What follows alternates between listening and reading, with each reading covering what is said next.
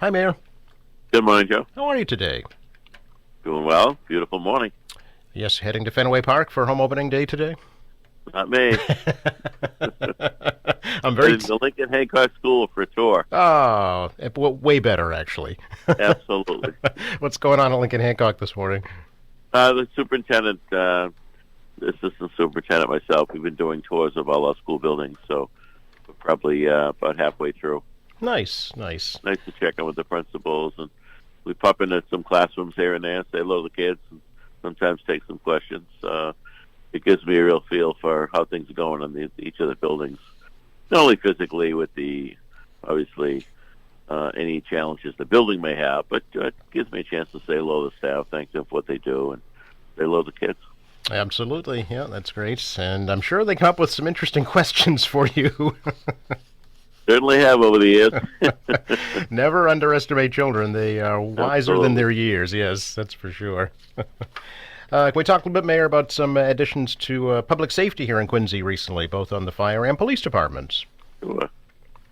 Well, yesterday we promoted Jay Grazioso to the level of sergeant. It's actually unusual to do a single promotion, Joe, but that's just how it worked out on this one, you know. And he's been on the force, I think, about 18 years. Wow. Quincy guy and a really good police officer. He's been part of the Special Operations Unit for a number of years, so he'll switch out of that as a sergeant for a period of time. And just a great family. Got three beautiful young kids, and so happy for him and his family. And later this month, actually, I think it's next month, we'll be adding some police officers to the role. We've gone through the civil service process of, I think, 5, and I think they're all veterans coming off the civil service list. And I think we're in the final stages of that. They'll be sworn in late May so they can start an academy right around the 1st of June. We have to time these things kind of around the academies when they offer seats. So anyway, there's always, big city, big departments, there's always movement. People retiring, people leaving, people coming on, people being promoted. So it's constant change in some ways, which is part of life. Seeing we're on the topic, how's the new public safety complex coming along? It's coming along very well. I mean, it's very imposing when you come down Coddington Street and see it. It's certainly a whole lot bigger than the old station, which is going to be a good thing for the public and the department. They've been cramped in a stuffy, old, moldy facility for a long time, and this facility obviously will not only serve it well, but it's going to be a handsome building, which I think is important as we build out a public building. You know, how often do you do a police station, for example, Joe? So you want it to look nice. You want it to be around for 100 years. So you want it to be built quality. I don't think we had that great of record in more recent years on buildings like the addition of the police station, or even the construction of the VOTEC or the new City Hall, for that matter. Now, some of that is personal taste and subjective, but it's important not only to build something that really reflects the look of Quincy, but also to make sure that it's built in a quality way. So we're not having to go in after 15 years and tinkering with systems that are falling apart because we didn't do it right. Is it going to be named in honor of anyone, Mayor? No. Okay. It's at this point it would just be the public safety headquarters.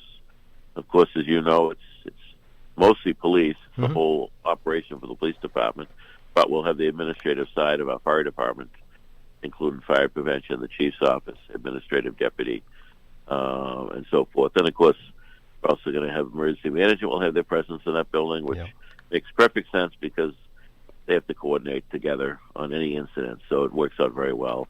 So state of the art, we'll have all the right technology and serve the people well for a long, long time. Yeah. Speaking of incidents, did you feel the earthquake here in Quincy? I was kind of bummed out. I didn't feel it. I had to call Fire Chief Joe Jackson and ask him something I never thought I'd have to ask him. Was there any problems in Quincy, Chief, from the earthquake? Did you feel it, Joe? I did feel it, actually, here at the library, yes. Yeah. It's kind of like being on a rocking boat. That's how I experienced it, anyway. Okay. Interesting. Yeah. But, no, there was no reports of any problems here.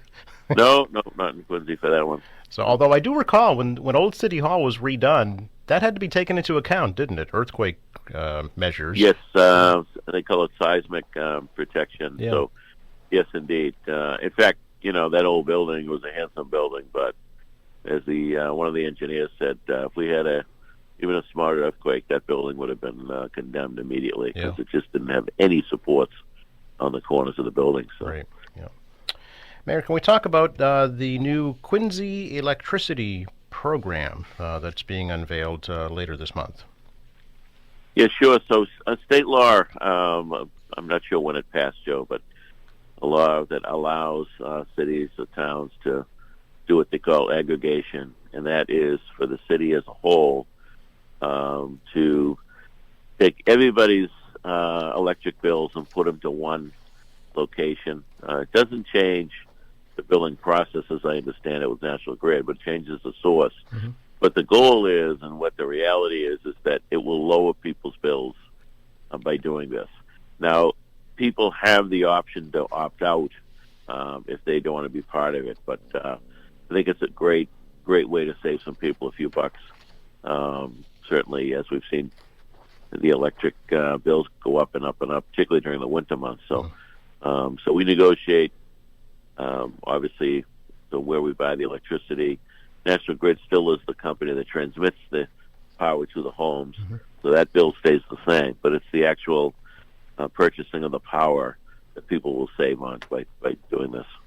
Right. There will be, let's see, a community meeting at the Kennedy Center, April 23rd at 6 p.m. And I know there's a chart that's already being published, and are letters going out to ratepayers? Yes, there's a whole PR process that's going on the next few weeks. Okay. It'll notify everybody. But it's a great opportunity for people to save some money, so why not? Yeah, it's not new. It's 170 cities and towns across the state. I know Boston's had it for quite a long time. Yeah. And here in Quincy, you'll still call National Grid for like power outages or wires down, things like that. Yeah. All right. Very good. Yeah. Any update on the DeChristopher Fowler Early Learning Center, Mayor? We talk about. No, I know that the superintendent's team are planning out the summer program and the September kickoff really of a full school year, and that includes, hiring some new people and putting people in the right places, things that we don't think about, like the building's going to need custodians and a security person, and in addition to the teachers, the paras, and I know that they're looking at a nurse or two for the building. So, all of that stuff is being handled right now, so that will be in play for the summertime programming, and then we'll move everything out of Delachiesa for the summer into this new, beautiful, state-of-the-art DeChristopher Center. And then, as I said, September will be full bore and full steam ahead for a full school year for a lot of Quincy youngsters that today have to be bused off to different places around the state. So it's being well received, I know, from families. And then what's the future of the Delachiesa Center? Well, the school committee will make that assessment. The building needs some attention, needs some work.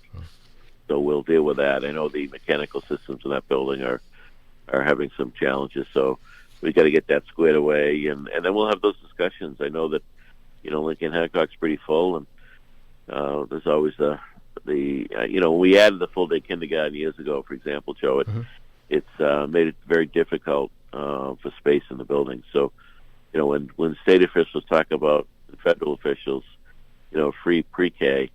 I don't know where we're going to put them. Honestly, that's the buildings are pretty full, and that's not only because of the amount of students, but it's also because the changes in the learning environment and the needs. For example, we have these math interventionists, reading interventionists.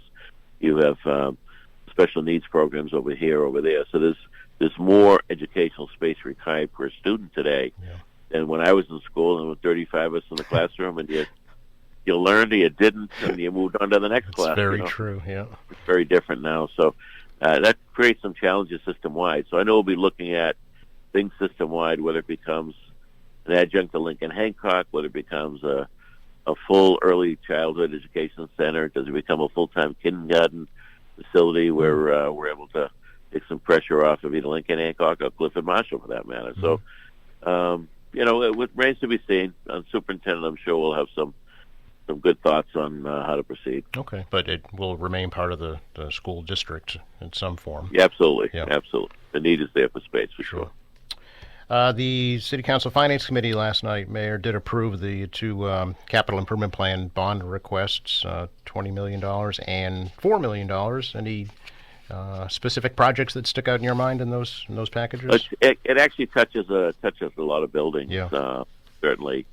And it sounds like a lot of money, and it is. But again, as I said here repeatedly over the years, Joe, it's we've got a lot of municipal buildings, and they need attention, they need work, and some of it is not just superficial stuff that you see when you drive by, whether it's new windows or a new door, but there's so many pieces to each and every building. And over the years, Paul Hines and his team have done remarkable work. And you get into a project, you find asbestos, you're going to deal with that, mitigate it. We have ADA issues in our schools we try to deal with. There's just updating needed. For example, I know there's money there to study the North Lindsay High and Atlantic Middle School auditoriums. They're the two oldest in the city and kind of don't meet today's challenges. The North Lindsay Auditorium is, even for a short guy like me, your knees are right up against that chair in front of you. I don't know how some folks do it that are over 6 foot, But, we did Broad Meadows over recently. We've got the new middle schools online. And, it's time for updating. I don't mean to just especially point those out, but there's a lot of pieces in these bonds that, including equipment and that is needed to keep things going and around the city and for our departments. There's some park money in there, of course, using some hotel tax money, and we're purchasing a car wash that is being sold down by the shipyard by Hanlon and McNeil Fields, little soccer fields there, and that will help provide some additional space there and some parking there. That part of our city's been built up more, so to provide some more green space in some of those areas, I think it's the right thing to do. It creates that balance. So there's a lot of pieces to it, but I'm glad the council moved on it and acted on it. Finance Committee last night. Appreciate their support. Very good. Always good to talk to you, Mayor. Appreciate your time, and enjoy this beautiful sunshine. I hope you can get out of the studio to enjoy the beautiful sunshine. What's that? I hope you can get out of the studio to enjoy the sun, Joe. I certainly hope to head up to the roof, I think. I wanted to join all the eclipse watchers out on the front lawn yesterday. There must have been a couple of hundred of them. In front of City Hall as well. They were all over the place. Yes. Nice the weather cooperated for that. Absolutely. Enjoy your visit with the students this morning, Mayor. Thank you, Joe. Bye now.